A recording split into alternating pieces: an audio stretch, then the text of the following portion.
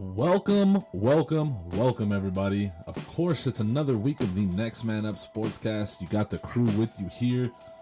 That is me, your host, Chooch, as always. And of course, with me, as always, the co-host extraordinaire, older brother extraordinaire, coach, teacher, all the greatness, Mandy over here, the Glassell Park legend, Northeast Los Angeles legend. Everybody knows who this guy is in these neck of the woods, which is not an easy thing to do. Anyway, we're done tooting Mandy's horn, at least for now. We're gonna get into the show. And Mandy, for our first little segment of the show here, we're gonna do things a little bit differently. So typically, we go on to a topic, and we'll discuss it. Your opinion, my opinion. People mostly care about my opinion. Let's be honest, but we get yours as well.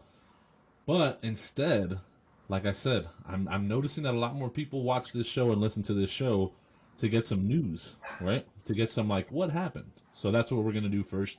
In the week that was, we saw, and feel free to jump in when you feel necessary. We saw Baylor absolutely dominate the national championship game against Gonzaga. Up. That's what you call clamping up, clap them cheeks, whatever you want to call it. That's what Baylor did to Gonzaga.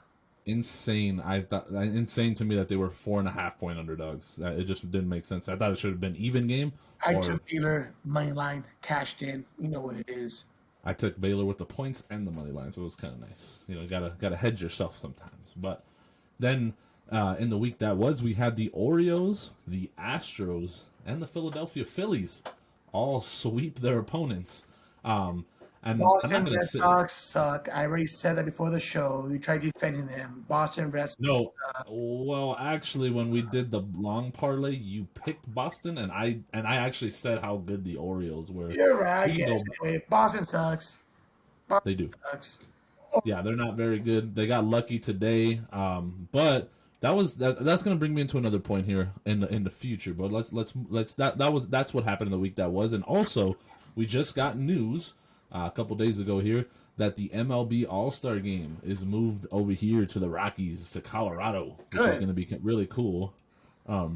Because it's moved from Texas, if I'm not mistaken, right, Mandy? Oh, Georgia. Oh, yes, Atlanta. Yeah. I think it's going to be cool to have it in Colorado. Colorado definitely loves their baseball, even though the Rockies have just been, not as good. They came out strong opening day against the Dodgers, I'll say that. And really it's because Kershaw's just not a great opening day pitcher. But, yeah, I mean, that was... Today's Tuesday, and Kershaw, he dealt today, man. 7 innings, 1 earned run, 8 strikeouts, dealing. Oh, yeah. He was awesome. And that's the Clayton Kershaw that Dodger fans know and love. It's just opening day has been one of those things for Kershaw that he just can't seem to perform well on. But yeah, man, so the week that was, we saw Baylor dominate Gonzaga, ending that 29-0 perfect run. We saw the Orioles sweep, the Astros sweep and score 35 runs and only giving up 9. That's pretty scary to see that team come back to form. And then the Philadelphia Phillies, and they didn't just beat a bad team; they beat a really good Braves team. You know what I mean? The Phillies are good. I like the Phillies a lot in the East. Them and the Mets, it's gonna be a 2-horse race. Again, Mandy didn't pick them on the opening day parlay, but I did. Okay? Just keep that in mind, folks. So, Mandy, we're going to go on to the next topic. And, of course, it's baseball's in full swing. We got a lot of stuff going on right now. We got hockey. We got baseball. We got basketball. College basketball just ended. One more thing on the week that was. What a game we saw in the women's tournament. Stanford knocking down Arizona. Wow, what a game. And not just that game, but the whole tournament was phenomenal. Stanford against South Carolina. Amazing game. That was a great game, man. South Carolina. Stanford was kind of lucky down the line there when they missed that layup, and then they missed the putback, and that's the only reason they were back in there. Wow. Man, what a great women's tournament just in general. I mean, all those games were awesome. You saw obviously they were 1 seed heavy with Stanford, UConn, South Carolina, and Arizona as a 3 seed. And Arizona, Arizona has a 3 seed, yeah. But it was really cool to see. I think it was the first time ever that it was 2 Pac-12 teams playing in the championship, so that was really cool. And then to see Stanford win the way that they did after a good season. Yeah, man, Stanford, they played with some great defense, man. They're so long and so athletic. South Carolina had the best player in the country forgot Yeah. her name, but their power forward. But she really couldn't do too much because, man, that Stanford women defense is very suffocating, blocking many shots. They look good, but the Arizona defense against UConn, that was even more impressive. That was impressive. That women's Final Four was amazing. Yeah, being able to witness UConn lose a game in general was just something special. And then seeing, like you said, the defense really come through for Stanford, kind of like you saw in the national championship game with Baylor and Gonzaga. The better defensive team definitely put the clamps on the supposed better offensive team. So that was kind of exciting to see defense actually be in the forefront of a national championship game, which is pretty cool.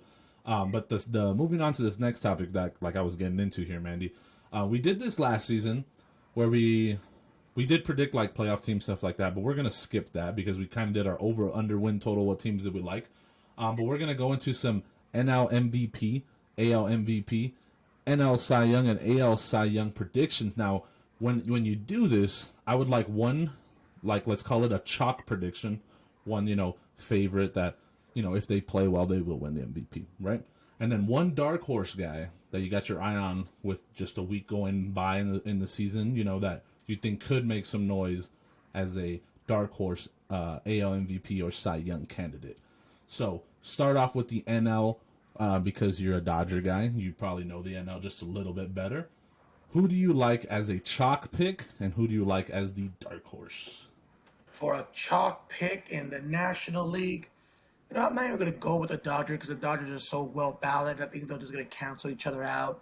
When one doesn't have a good game, the other one will come up and take over. But in terms of a chalk pick, I got to go with Acuna Jr. from the Braves. Okay, I almost had him on here. Yeah, I like it. You know what? Now we're playing the full season. Okay, he's going to be competing for sure 30-30, maybe in a 40-40, right? Ooh. 40 home runs, 40 steals, 30 home runs, Yeah. steals. I think Acuna Jr. for me is going to be that chalk pick with the Braves. He's like, 23, 24 years old? Kid's a stud. Yeah, super young. A lot. Who do you got? Can you name the other guys in the 40-40 club, Mandy? Yeah, it was in, there was one, we had that question recently. Was it Matt Kemp? He almost did it. He almost did. Who was in there? Barry Bonds. So I don't believe Barry Bonds is. I'm pretty sure it's A-Rod, Canseco, and Alfonso Soriano. That's right, Alfonso Soriano. Right, sorry. Yeah, and he was the last one to do it. So, so for my kind of chalk pick here, and he's actually the Vegas favorite. But I said this last show. I think Juan Soto can definitely put together a full season. The guy sees the ball so well. He sees better pitching, and the thing with Juan Soto that I like is that the only way the Nationals become a good team is if he's good, and if he's the catalyst that drives that team, and then you can start to see that case being made for him to be the MVP because he's so valuable to that team if they make the playoffs. So my chalk pick is going to go with Juan Soto. Who do you like as a dark horse? That guy from the Mets. What's his name? The shortstop. Francisco Lindor. Francisco Lindor. I don't know, man. He's going to carry the Mets, man. I like Francisco Lindor. He's meshing real well with the team right now. I know they had a little COVID scare. They missed the first 3 games. Francisco Lindor, man. He's a stud. I think he loves being in New York. I think he's one of those guys he's got that big smile. He wears those chains. He's got a big personality. He needs to play in a market like that, and I think that's why you're seeing him enjoy it so much. But my dark horse, I'm gonna go with a Dodger here. Corey Seager. I'm watching him play the first week. I guess he qualifies as a dark horse. He definitely is a dark horse just because you could say 3 different guys on that team. MVP, but he did win the World Series MVP, but he's playing on a team that has 3 MVPs that are not named Corey Seager. You're right, and Betts. And Mookie Betts, yeah. So I think he's one of those guys who he's been overlooked a little bit, and watching him in the early part of the season, he's been really good. He's been really clutch. He's been hitting the ball well. Dodgers got a lot to be happy about early on, and I think Corey Seager's a big part of that. So I think as a dark horse candidate, he's kind of going to be that underdog because of Mookie Betts, because of Cody Bellinger, because of Kershaw on that team. He's going to be one of those guys you don't think of. In the AL, Mandy, as a chalk pick, I will take this one because it's very easy, because he's gotten off to a good start. And if he plays well, the writers go insane for this guy. do all of that stuff for this guy, no matter what. And it's Mike Trout, okay? Gotten off to a good start, and if he just continues to play, above average from this point on, and he's playing for the really bad Angels, they're gonna give it to Mike Trout as the MVP. Hold on, time out.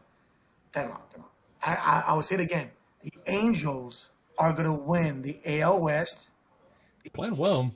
Are gonna be studs, and I'll give you my AL dark horse. I'll let you go after. But what the AL dark horse is gonna be? He's an Angel. Shohei Ohtani. If he makes sense. Under 2.5, collect, let's say, 8 to 10 wins, and hit 30 home runs. Yeah, it's like Babe Ruth numbers. That's MVP right there. Shohei Ohtani, I'm telling you right now. Remember, he's pitching and hitting. Yeah, and he's throwing over 100. He's throwing like 101 miles per hour right now. Like, it looks insane. Shohei Ohtani is going to be the dark horse MVP, and if he continues with that little, like I said, those numbers, there's no way you can't give it to him. He's pitching and he's hitting. His wins of plus replacement are going to be through the roof. Yeah, I agree. And but the only thing that I think would hold back Shohei is the injury bug. If he can stay healthy and he can do all those things you talked about, yeah, I mean he should He should run away with the MVP. Yeah, absolutely. And who would be your chalk pick then? If you're not gonna, I guess Shohei wouldn't be your chalk pick. Is he really having a good year? A good start to? He's already got 3 home runs. Okay, I didn't see today's game. I saw him play on Sunday. He didn't do too well on Sunday. Yeah. But let's see, a chalk pick in the AL.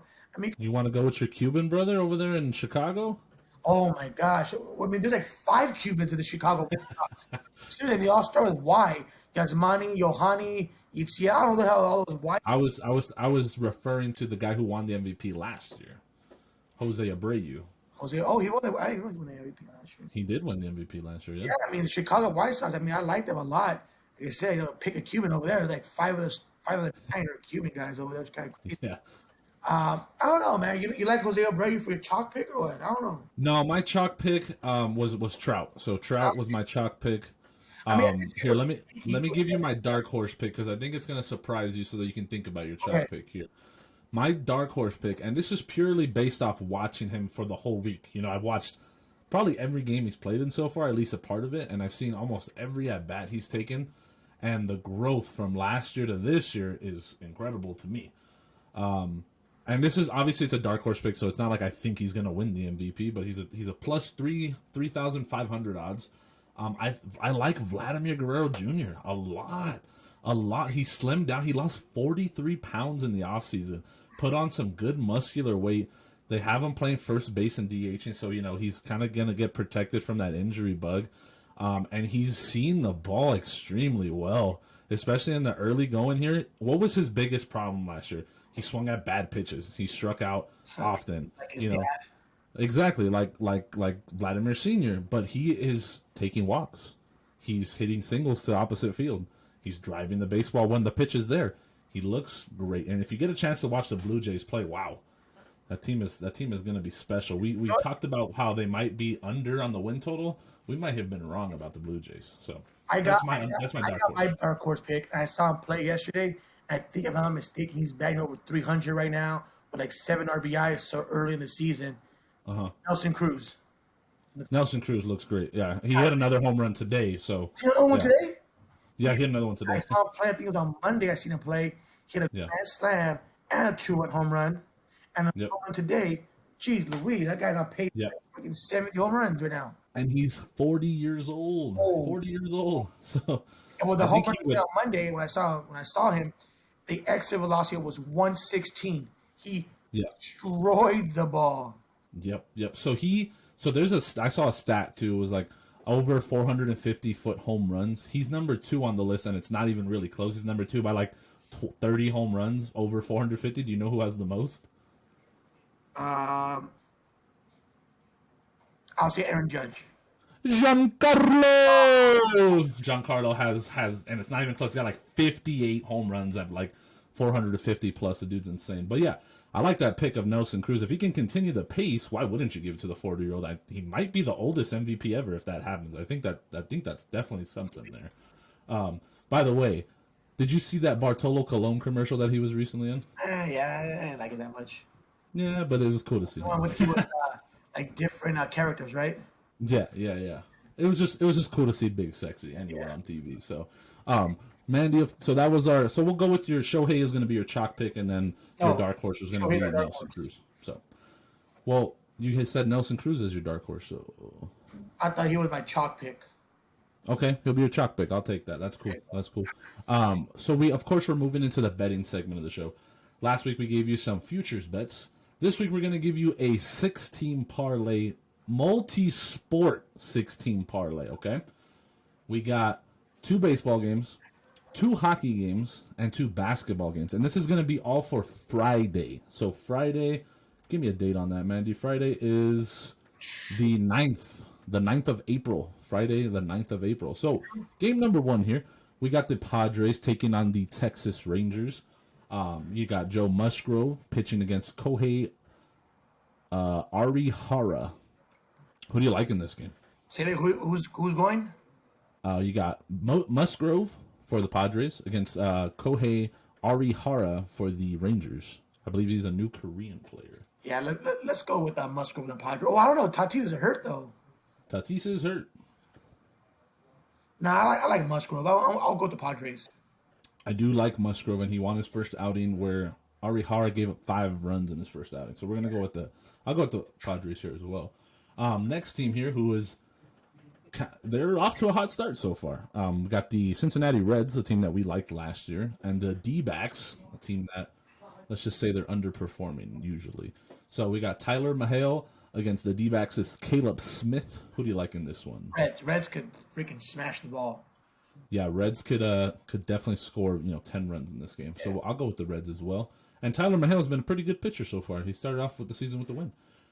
Next one here. So we're moving into hockey. Of course, Mandy knows so much about hockey. He's going to give us some good picks here. Colorado Avalanche, who have been on a absolute tear. I'm going to shout out the Avalanche real quick. I believe they've won like 12 of their last 13 games. So they've been awesome. Against the Anaheim Ducks, who, let's just say, they compete. They compete in every game. They don't win a lot, but they compete. So who do you like in this one, Mandy? Well, I mean, sheesh. I guess I'll go. I'm guessing the Avalanche are the favorites. Avalanche are when they played the Ducks a couple days ago, they were 2.5 goal favorites. You know what? I'm gonna go with the Ducks plus let's say plus 2.5. I'll go with the Ducks. As you said, they keep it close. I'll go with the Ducks. Typically, they keep it close. Amanda's going to go with the plus 2.5. I will take the Avalanche. I'll take an alternate spread. I'll take the Avalanche minus 1.5. So give me the Avs there because they've been a good team here. Then we got the Alex Ovechkin Capitals against the Sabres, who I believe the Buffalo Sabres set a hockey record for losing the most consecutive games ever. So who do you like in this one, Mandy? Yeah, you're saying this up very well for me. Should I go with one of the best players in the NHL Ever. Or should I go with a team that you just said set the record for most losses? Yeah, or got close. They either said it or they got one before. I'm sure I'll go with the Capitals and Ovechkin. I'm going to go with Ovechkin as well. He's been playing awesome. He has a goal or an assist in, I think, 15 consecutive games. It's been great. Moving on to the NBA, my least favorite sport to bet on because it just never makes sense to me ever. So we got the Philadelphia 76ers taking on the New Orleans Zion-led Pelicans here. Just keep in mind, 76ers just gotten healthy, and the Pelicans have hit the injury bug quite a bit. They had played a couple of games with Zion, Ingram, and Lonzo Ball all out. I believe Lonzo Ball is back. By Friday, we may see Ingram back as well. So who do you like here? I mean, Isaiah Thomas, man. I guess he signed with the Pelicans, right? He did. Hit a little 3, right? 76ers, he's saying they're getting healthy again. Pelicans need to compete for a playoff spot somewhat. I guess I'll go to plus point. I'm guessing the Pelicans will be underdogs. Yes. The Pelicans and the points. Pelicans with the points. Not a bad pick. I'm going to go with the Sixers here. To me, it's kind of simple. The 76ers are the best team in the East. They're probably a top 5 team in the NBA. Pelicans are not. Joel Embiid, when he plays a defensive-minded center, usually let's say like a Rudy Gobert, or something like that, he's going to be going against Steven Adams. He tends to show out and play really, really well. And that team has just been awesome, all year long. So I will go with the 76ers here. Last game here is where it gets I think it gets a little interesting. I'm not, not huge on either of these teams. I think Mandy likes one of these teams a little bit more than I do. But you got the Indiana Pacers with their, same core that they've had for a little bit, Sabonis and Malcolm Brogdon, Holiday brothers, against the Orlando Magic, who traded away basically everybody on that team, but have been pretty competitive. They were up by like 20 points or something like that against the Nuggets a couple of days ago. They were beating the Nuggets at halftime by like 23 points. Yeah. It was ridiculous. Yeah. They still lost the game, but by 9. Not by 9. By 10. But they covered. Yeah, they did. There's plus 16 and a half. They definitely covered that spread. Mo knows a little bit about that. We'll talk about that later, but go ahead, Andy. Who do you like here? Let's go with who the Magic playing against again? Who did you say? Pacers. Your Indiana Pacers with your boy Malcolm Brogdon. Yep, I'll go Malcolm Brogdon and the Pacers as well. Sabonis, he's just a beast on the inside. I think he's hard to stop in general. And I don't know if the Magic have a guy that can really compete down there with him. They have a lot of young pieces that I like on that team. RJ Hampton's a name that I really enjoy. I really like that kid. I think giving them some time, the Magic they'll get better. They'll for sure get better. But so there you have it. That's our 16 multi-sport parlay. We got Padres money line, Reds money line, Avalanche money line, Capitals money lines. Oh, sorry, these are my picks. 76ers money line and the Pacers money line. If you're going with Mandy's picks, baseball's the same, San Diego and Cincinnati. Mandy's going to go with the Ducks plus 2.5. He's going to go with the Caps. He's going to go with the Pelicans with the points. And he's going to go with the Pacers money line. So those are your 6 picks there. We've been close. I'm going to lock this in. I hope you people, do the same. So, but where we haven't really been close, where I've dominated mostly, has been in the next segment, which of course is known as Rapid Fire Sports Trivia with Mandy and Chooch, the king of Rapid Fire. Hey, let me go first. Mandy, my phone's going to die. Go ahead. I'll let you go first. We're switching it up. Let's do this. All right, real simple, okay? Keep it simple. Go. KISS, KSSS. KISS. Keep it simple, stupid. Keep it simple, stupid. Yep, exactly. Here we go. Out of the top 7, give me the 5 career home run leaders. Of all time? All time, baby. All time. Okay. All time. Yeah, I got this. So number 1, Barry Bonds. Number 2, Hank Aaron. Number 3, Babe Ruth. Number 4, I think it's Alex Rodriguez. Number 5, Ken Griffey Jr. Number 6, let's go with, I'm going to go with Jim Thome. I don't think that's right, but I'm going with Jim Thome. I know he has at least 500. And then I'll go with Albert Pujols, number 7. That's actually not bad. You went 5 for 5. That's actually not bad. Oh, let's go. Not in order, but you got 5. You got 6 of the 7. That's right. Barry Bonds. Yep. Aaron. Babe Ruth. Alex Rodriguez. You got those in order. Impressive. Who has more than Ken Griffey? Number 7 was Ken Griffey. Ah. Number 5 was Pujols. Wow. Yeah, not bad. And what a beast. 6 was Willie Mays. Ah, yes. I should have definitely got that one. I don't know why Jim Thome is in my head. Well, guess what? He was number 8. Yeah. Boom. Ooh. Boom. That's how you do rapid fire, folks. And Mandy, that's kind of funny. We didn't talk about what we were talking about today for rapid fire, but I have for you the 7 active leaders for home runs. Guys playing in today's game. You may have given yourself a large hint with number 1, but I'll see if you got. So I got the top 7. See if you can give me 5, and then I have a bonus question for you. Okay, I'm gonna go with number 1. Obviously, Albert Pujols. The machine, the beast, yes. Let's go with number 2, Nelson Cruz. Okay, Nelson Cruz. Okay. Let's go with number 3. Let's go with... trying to think of guys in the AL because, they're out there.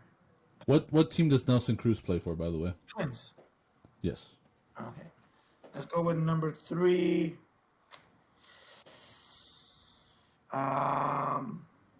Dang, man. I'll go Mike Trout. Why not?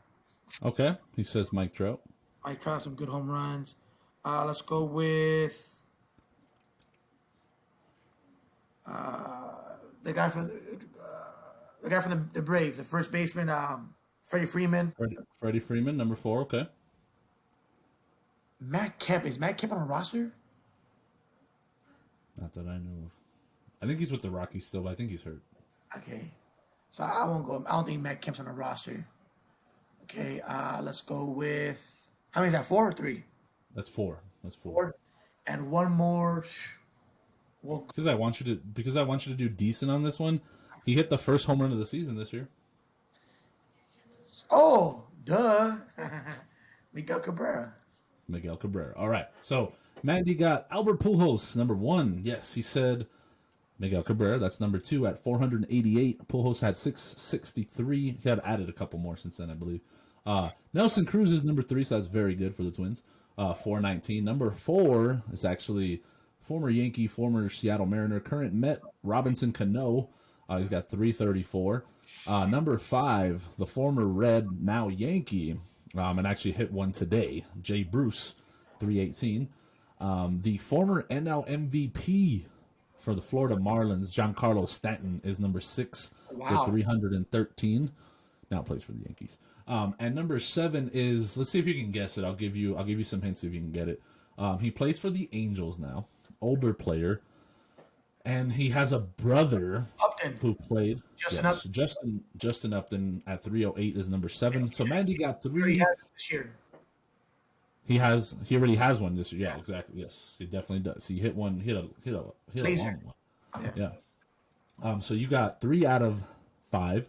I'll give you a chance to earn a bonus point here. So I saw this really cool stat about Albert Pujols that he has actually played 10 seasons for the Cardinals, and he played 10 seasons for the Angels. That has seldomly been done in all of sports. It has been done in football. It's been done in hockey, I believe, too. I forgot the guy's name, but I do remember the football player that has played 10 seasons for 2 different teams. Can you tell me who that football player is? Oh, only retired recently, too. I think last year. Drew Brees. No. Huh? One more guess. Go ahead. One more guess. Oh, man. Oh, that's a good one. 10. It's a really good tidbit of information here for you folks. You can flex this one the next time you go to the family barbecue. 10 years in the NFL with one team, another team. I know 10 seasons with 2 different teams. Saints. I'm gonna go with. I don't know, who is it. It is the place kicker, Adam Vinatieri. Patriots and Colts. Adam Vinatieri he spent 10 years exactly with the Patriots. And I think it was like 12 or 13 with the Colts. So Adam Vinatieri is the answer there. He did play deep into his 40s. And yeah, I mean, he's just all-time ice in his veins, clutch kicker in the wind and the cold weather, all that stuff. But like I said, a really cool piece of information for you next time you're at the family barbecue, or one of your coworkers is like going on about stats. You can drop this one in there because now you know it. Mandy. So for our last segment of the show, it's something that we watched this week, something that we watched that maybe not everybody did watch.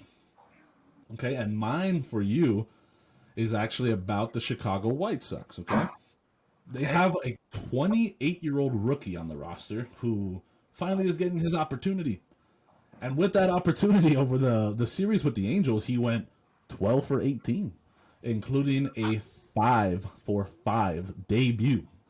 He had 5 at-bats, he had 4 singles, 1 double, and 4 RBIs. I got my eye on this kid. Yermin Mercedes. Again, he's 12 for 18. He's dominating right now. They can't get this guy out. 4 singles, 1 double, and 4 RBIs in his debut as a 28-year-old rookie. That just shows keep plugging away, keep trying. It's never too late to be a stud. True. What did you watch this week, Mandy? Hey, a lot of basketball. I think we brought it up a little earlier. My guy, we brought up the NCAA tournament. What a women's and what a men's NCAA tournament. It was absolutely a great time to be sitting down with my daughter and my wife watching the women's tournament. We saw both games. We saw South Carolina against Stanford, going crazy rooting for Stanford. It was amazing. The next game, Arizona against UConn. I was going for Arizona. They were going for UConn. Amazing games. right? But nothing tops the emotional roller coaster of UCLA. Yeah. Oh yeah, I agree. People are saying that that was the best Final Four game in the history of the Final Four. One that, from in my recent memory, that's the one that's going to stand out the most to me. And I text this to my Dirtbags group chat.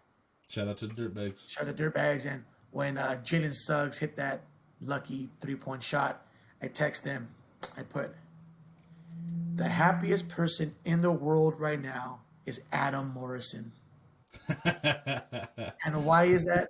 If you know, you know why. Adam Morrison would never, actually never, he would now not be the face of agony at the NCAA tournament. Him sitting down on center court crying with his hand at that, no longer, because Gonzaga gave him his revenge against UCLA. We got over that hump against UCLA. Yep. Yes. So that was. But man, what a game! What a game for UCLA. And back and forth, overtime. I mean, people were saying the reason why Gonzaga played so bad against Baylor was the emotional and physical draining. It's so hard. I think it's so hard for a team to recover from an emotional game like that and try to come back and be that emotional in a championship game. It's just so hard to do. It's just so hard to do. And you know what? Shout out to our Bruins. Shout out to UCLA. Shout out to my guy Johnny Juzang, who was just. Yes, and they did it with, I think we mentioned this last show, they did it with basically Southern SoCal kids. Yep. Sierra Canyon, Bishop Montgomery, Harvard Westlake, man, Camarillo High School, that's local. Exactly. So that was what we watched this week. Real quick, and in the week coming forward tomorrow, okay, we'll see when the show comes out. But if we get it in by tonight, if you're watching tomorrow, we got some Champions League action that I'm actually really excited to see. You got Porto's going tomorrow, the last Portuguese team in the Champions League left against Chelsea. A lot of people on Chelsea. Porto's like a plus 420 underdog. I like Porto. I like them to maybe win or tie. That's going to be I think it's a good matchup for them. They actually knocked out Juventus earlier this year, Cristiano Ronaldo's team. And then you got Manchester United. Bayern Munich. Okay, the powerhouse Bayern Munich against the new wave of young talent in PSG, Paris Saint-Germain. They have Mbappe and Neymar on the team. So going against the powerhouse Bayern Munich. Neymar playing though, because he got a red card recently. He did get a red card. I think he might be suspended, but either way, Mbappe is the best player on that team right now. So and then you have the interesting part of this is Bayern Munich is without their best player, Lewandowski, the Polish guy. He's out because he got hurt during the World Cup qualifiers. So should be an interesting day of soccer tomorrow. Make sure you tune into that. I will definitely talk about that on the show next week. But in the meantime, you have a great week. You have enjoy the sports.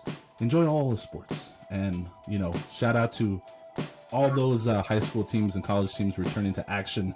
I personally enjoy watching the FCS games on Saturdays and stuff like that. So shout out to sports returning. Shout out to the world kind of normalizing out. But we will see you next week on the Next Man Up Sportscast.